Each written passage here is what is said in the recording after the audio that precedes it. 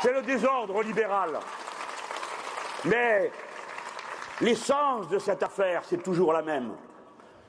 C'est la façon avec laquelle la richesse produite va être partagée. Le sens de cette affaire, vous l'avez dans des décisions que vous voyez moins, mais qui vont avoir lieu. Il va supprimer dans l'impôt sur la fortune, il va supprimer toute la part de la fortune que vous avez, vous autres les gens, toute la part de votre fortune qui est en action. Vous avez compris? C'est un encouragement extraordinaire à la finance.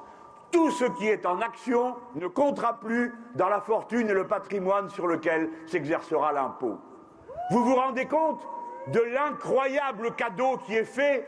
Il y en a pour 2 milliards pendant qu'on vous fait les poches pour les 5 € d'APL. Il y en a pour 2 milliards. Et c'est pas tout, c'est compliqué ces choses-là. Je me les ai fait expliquer hier par un de nos éminents économistes, Lim Van Hock, qui m'a bien expliqué tout ça avec son crayon et son papier. Figurez-vous qu'avant, quand vous touchiez les sous de vos actions, les gens, eh bien, ça s'ajoutait à vos revenus, ce qui est normal, non? C'est dans vos revenus, ça compte dans les revenus, tac, l'impôt passe. Et dans la tranche supérieure, vous avez payé pour telle tranche temporaire, marginale, c'était 45% qu'on paye.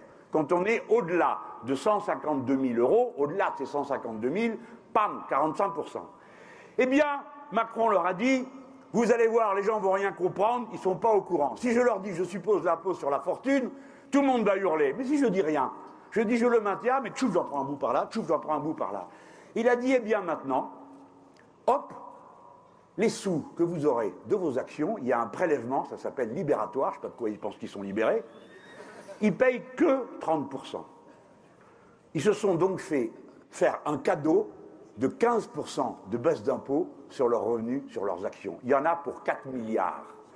Ainsi, nous pouvons dire de Macron et de son gouvernement qu'il est le gouvernement des riches, pour les riches, pour la fortune, parce que ces gens, il faut bien qu'ils nous expliquent avec des grands mots que leur rapacité et leur cupidité, leur névrose de l'accumulation auraient en quelque sorte une valeur sociale. Ils expliquent, c'est la théorie du ruissellement.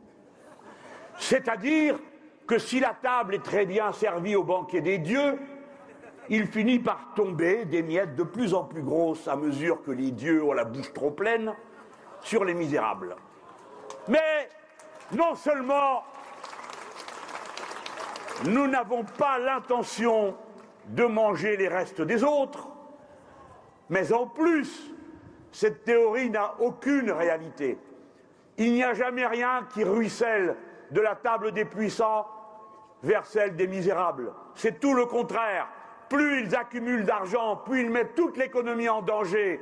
Et vous savez qu'en ce moment est en train de s'accumuler une bulle financière à l'échelle internationale dont vous allez bientôt entendre parler, le plus tard, je l'espère, car je sais de quel malheur nous avons déjà payé l'explosion de la précédente en 2008 en endettant tous les pays de la Terre pour rembourser aux banques le prix de leur folie et garantir aux puissants les revenus qu'ils y avaient accumulés. Regardez ce que tout ça donne. Une seule et unique chose, la misère, la désorganisation, la pagaille. J'ai en face de moi Zoé, notre camarade, l'ancienne présidente du Parlement grec, qui pourra vous dire qu'il n'y a pas de limite à l'exploitation, sinon la résistance à l'exploitation. Pauvre peuple grec, nous souffrons avec toi. Et regardez les gens. Cette affaire d'APL, vous la connaissez tous, 5 €, ils osent dire ce n'est rien. Bon, on a montré que c'était pas si rien que ça. Et puis, ils ont supprimé, mais ça veut dire qu'il y a des gens, à 5 €, qu'est-ce que tu veux, quand t'es comme ça, 5 €, c'est la goutte qui fait déborder le vase, comme on dit. C'est peut-être celle-là qui va vous précipiter dans autre chose.